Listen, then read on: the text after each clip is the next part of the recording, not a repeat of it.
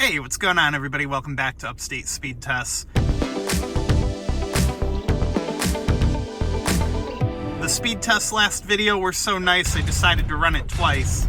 Directly in front of us is, if my camera will focus, there we go, a brand new Verizon wireless site. Last video, we tested the northern side of the site. Today, we're going to test the southern side. AT&T set up right next door. And yeah, this is the site that was pulling 2 gigs. Let's see what the other side of it looks like. Now, I'm going to start out, just because I don't do it very often, and I want to see how an older device handles a 2 gig connection. So, this is the iPad Pro 2021 with the M1 chip on 5G ultra wideband up there in the corner. Let's see what kind of speeds we get on a site that should be pulling about 2 gigs, according to our last test.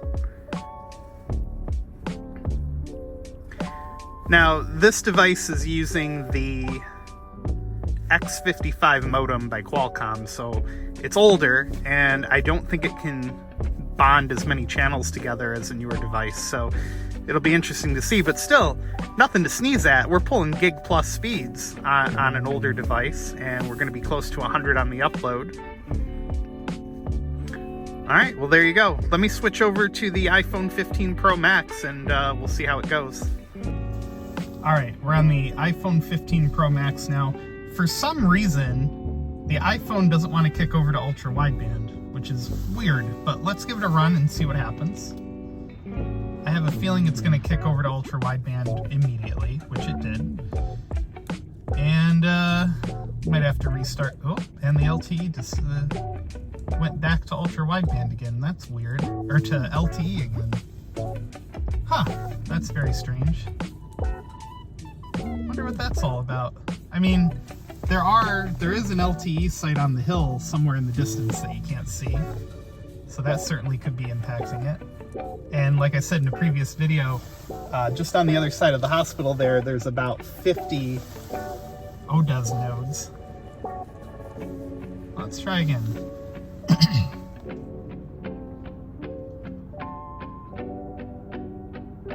Come on. And before this test started, I did power cycle the modem, so there may also be an ODES node behind us outside of the parking lot somewhere. So I don't know if the phone's just having a hard time deciding which connection to go to, but who knows. That's really weird that it's doing that. Well, let me power cycle the modem again and we'll try one more time. All right, modem power cycle completed. I'm gonna refresh the Speedtest app one more time. Let's give it a go. The sector is also kind of, I mean, it's pointed right at us, but it's up pretty high. There we go. All right. So this sector is pointed south towards basically a hill and the river. The hill and the river are right over there. In 2011, this parking lot had about 10 feet of water in it. Anyway, so 1.757 on the down, 97.2 on the up, 37 ping, really good loaded ping times. Let's run it one more time. By the way, these bottom set of bars here is T-Mobile with trash for service in this particular location. So this side of the site is not pulling 2 gigs, but still over 1.5 gigs on the download. And it's not millimeter wave, it's just mind-boggling. Anyway, there we go. Over 100 on the up. I'm not going to bother to run Dish in this location because, like we learned on the other side, the service is terrible. I'll make sure to put a link to the original video somewhere in this new video. Let me switch to T-Mobile real quick and we'll give them a try. Alright, we're connected to T-Mobile, only getting 2 bars this time. It's actually an improvement over the 1 bar I was seeing when I was connected to Verizon. Ultra wideband has been, or ultra capacity has been a little finicky in this spot for T-Mobile. It comes and goes as it pleases. But this is just a testament to what having great density on your network can do for you. I mean, AT&T and Verizon have a site here, T-Mobile does not, So, you know, ultra capacity, you know, they have the biggest ultra capacity or biggest mid-band network, but it doesn't mean anything if you don't have the density to deliver the speed. So in this particular spot, T-Mobile could use the site here because, well, even outdoors, this is what you're getting if you're on T-Mobile. So there you go.